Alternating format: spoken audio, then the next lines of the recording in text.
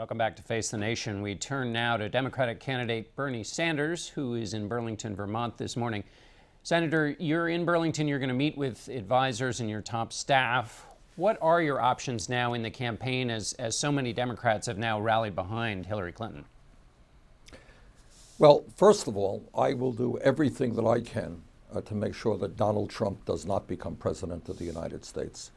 I think the fact that we have a candidate running on a campaign of bigotry, of insulting Mexicans and Muslims and women, is just not the kind of president, obviously, that this country needs, not to mention his refusal to accept the reality that climate change is real and that we should not be giving huge tax breaks to billionaires. I'm going to do everything I can to defeat Mr. Trump.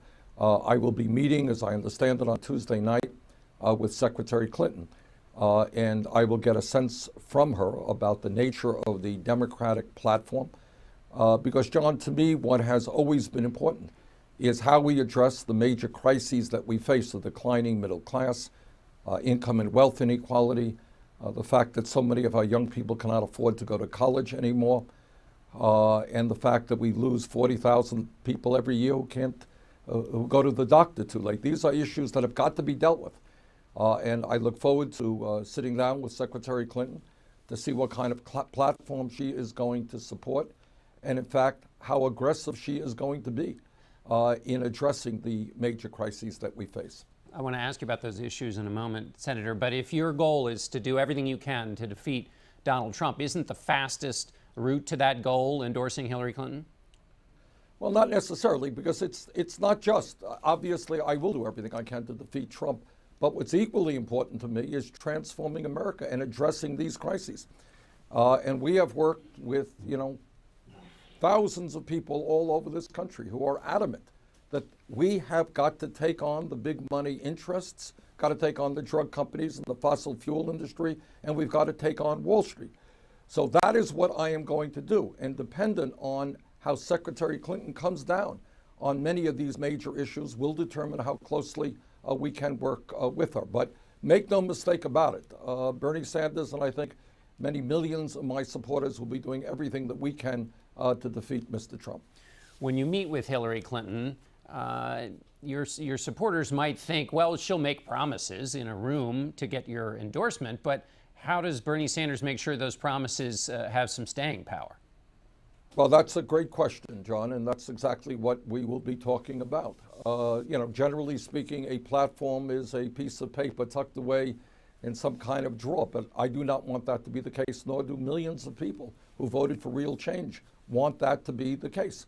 And that is exactly what Secretary Clinton and I will be talking about. Look, I happen to believe that not only is it the right thing to stand up to Wall Street, not only is it the right thing to make public colleges and universities tuition free, or demand that corporate America and the wealthy start paying their fair share of taxes. You know what I think? I think it's good politics as well, because that's what I believe the American people want. They're sick and tired of the grotesque level of income and wealth inequality and the movement of this country into an oligarchic form of society. That's the case that I will make. And, it's up to Secretary Clinton to determine how she responds and what kind of campaign she chooses to run. So that's kind of where we are. You mentioned the fact that platforms sometimes get discussed and then go away and have no real teeth in them. In 1980, Senator Kennedy tried to make it the case that anybody who got money from the Democratic Party had to say they were for a very specific set of platform issues, tried to put some commitments in there. Are you trying to do anything like that kind of codifies? Well, yeah, I mean, that's exactly, and by the way, the answer is yes, although, the devil is in the details as to how you do that. But the other issue, John, has to do with transformation of the Democratic Party. Look, it is no secret, all of my colleagues will tell you, and Republicans as well, that senators and members of Congress spend enormous amounts of time raising money from the wealthy and the powerful. We have super PACs dominating the political process. That has got to change. And I want to see the Democratic Party be a party that is open to working people and the issues that they are concerned about, to the energy and the idealism of young people. That is what we need. And that is also part of what the discussion will be about in the coming weeks with Secretary Clinton and her staff, as well as at the Democratic convention. Finally, Senator Donald Trump has said that your supporters should support him because you were beaten in a rigged system. What's your response to that? Well, I think we do need to change the primary and caucus system in a profound way. I think the idea that 400 superdelegates were on board Secretary Clinton's campaign 8 months or 9 months before the first ballot was cast in Iowa is totally absurd.